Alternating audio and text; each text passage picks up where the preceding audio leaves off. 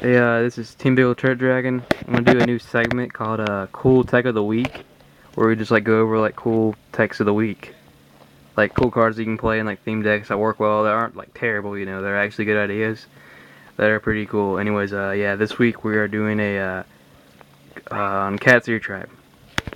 Yeah. Alright, I was playing Constellars. Obviously, with Constellars, you can run 10 keys because you run the 3 bears and the Cowses. But the big thing is the fact that, you know, any deck that runs Tinky can do this. This was a card I teched against specific. Like when I was doing it, it was kind of a joke at first, and then it was like, well, what if you play Heroes or some kind of stun deck or something like that? This card was extremely good today. I cited it in a couple times, and every single time I saw it, like I see, like people they would minus themselves, like Dark Hole and minus themselves just to get around it. Cat's Ear Tribe.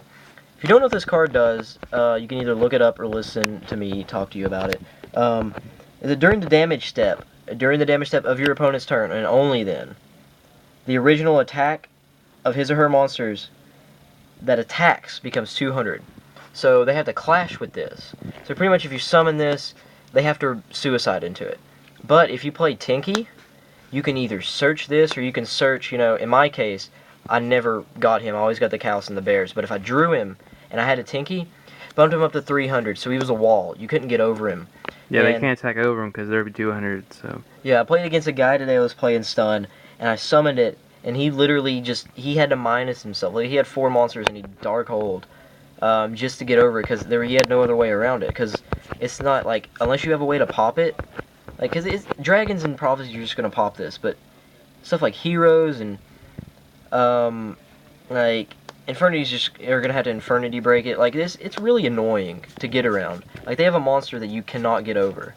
Like 90% of the time, there's something you can get over. Like you cannot get over this with Tinky. You have to use some form of removal. And so I teched that today, and it was successful. Like literally, when I got it, it worked, and it's hilarious. Like it's maybe one of the best techs, and I think I'm gonna literally use this anytime from now on if I go to any kind of event. It was that good. yeah, well, whenever I first saw this, I thought it was kind of a joke, but then I realized he realized that Tinky pumps up 100, so you can't get over it. I thought that was pretty cool. But anyways, yeah, and obviously this isn't that good against dragons or prophecy. It's just a cool, like, fun idea. That's, you know, it's not bad against every other deck. It's really good, actually. Insanely good against samurais. Yeah, samurai is really good. Turn 1, if you go Tinky, like if you know you're playing samurais, you go turn 1 Tinky, search this guy, and summon him. They literally, unless they go Anishi to bounce him, they can't do anything. Like, because they stop spells and traps, so they're not going to be able to get over him. It's like a searchable Spirit Reaper, pretty much. Yeah, you just sit on him. And, like, the thing is like, it's not even the fact that he's a wall, it's that they can't attack at all or their monsters are going to die. And so, like, you just sit on him.